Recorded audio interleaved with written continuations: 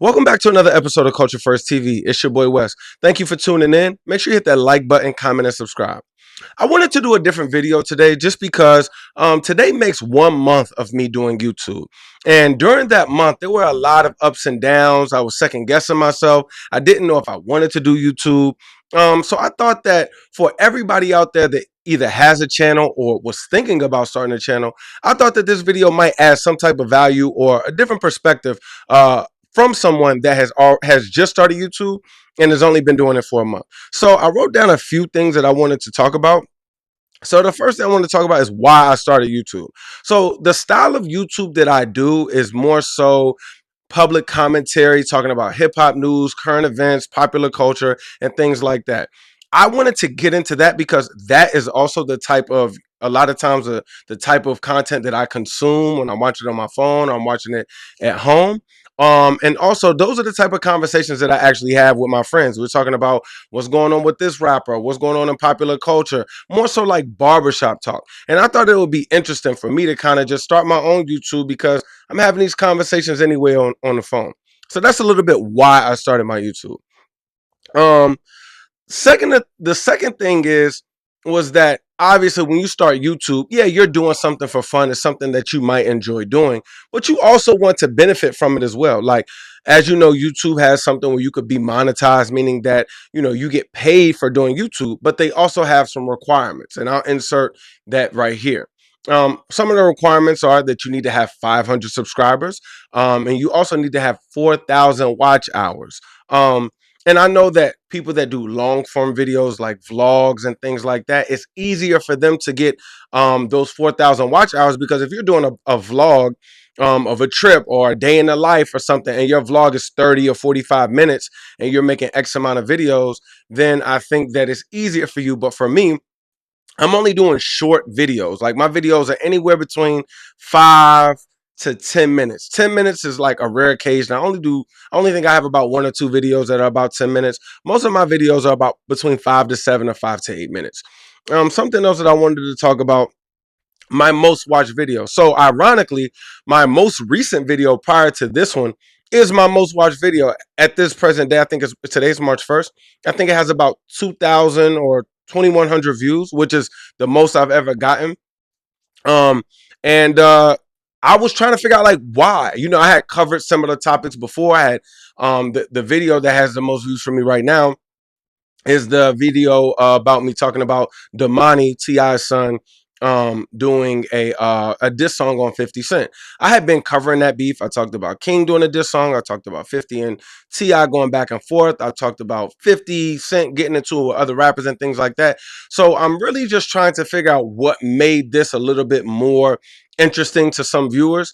So that's something that I'm just working out. Like I've only been doing it for a month now. So I think me finding out what drives in more views is important, but I think the authenticity of myself, like what topics do I actually want to cover because I want to talk about it versus me just covering topics just because I think it's going to get a lot of views. I think that there's a good balance there. You want to give the audience what they want to see or the content that they want to consume, but you also want to have some integrity and be true to yourself and not cover certain things. I don't really cover anything that's too deep in the streets like gang politics or anything dealing with too much crime and things like that or gang related stuff thing like I don't think that is that's not what I don't really care about that type of thing, so I don't want to just put that content out there just because it might drive views. Something else I want to talk about, I already talked about my most watched video. Now my least watched video was actually I have to look. Let me look real quick and see my least watched video. My least watched video was the first video I made, which was Welcome to Culture First TV, which was just an introduction, but it really didn't have any content there for real. So I won't even count that. I'll say the least watched video I have is the one that actually is age restricted. So I made a video about T.I.'s son, King, actually going on that rant where he cursed out Diddy. I mean, cursed out Diddy, cursed out 50 Cent, and said some things about his mom being dead and all of that. And then once I uploaded that, I took some clips from I took some clips from King's Live and I uploaded it. And as soon as I uploaded it, they put an age restriction on it. So if you're not logged into YouTube under your account and if you're not 21 years of age or older, then you will not be able to watch that video. So I've only received at this time 23 views on that video, which is cool. I could have, deleted it, taken it down, and removed it. I'm sorry, and re-uploaded it without putting that clip in there with all of the cursing and wishing on it, talking about the dead and things like that, using all the B words. But I just felt like I wanted to be authentic to what it is that I'm doing and who I am. And I thought it was a good video. I think I liked the way I touched on the topic. Felt like I had a little comedic effect to it too. So I liked it. So I didn't feel like I didn't want to just take it down just because, I want to be monetized, or I don't want my views to, be 20 views or whatever. So I didn't want to, compromise my integrity for that video, or at least for my channel rather. Um, Something else I actually wanted to talk about is um the motivation to keep going. Before I actually started YouTube, I did a lot of market research. I wanted to figure out like kind of like what I was getting myself into from a creator perspective. Wanted to see like what other people, how they started their channel. Everybody is doing something different. Whether you're doing vlogs, whether you're doing um, how-to videos for technology or product reviews. There's so many different things that you can cover or on your YouTube, but I didn't want to be all over the place with my YouTube. I wanted to stick to um like I said, the popular culture thing. So when you do start a YouTube, you don't want to just do random things. Like 1 minute you're doing this, 1 minute you're doing that, 1 minute you're talking about this, 1 minute you're talking about that. You want to find a niche or niche audience, and you want to cater to that audience so that when somebody comes to your page, they know exactly what they're getting. You know what I mean? They know they're getting social commentary, or they're getting how-to videos, or they're getting vlogs. You don't want to go all over the place. And if you do have multiple things that you want to talk about, um, you could categorize those things and start different channels. It's okay to have more than one channel, right? Um, and so yeah, just the motivation to keep going for me was not overworking. I do have a full-time job where I work over 40 hours a week. And when I first started YouTube, I was off of work at that time, and I was pumping videos out every day, sometimes two a day. And I felt like after when I went back to work, it was like, dang, am I gonna be able to keep up with this? Um, and I said, you know what? You don't have to do a video every day. You don't have to do a video every other day.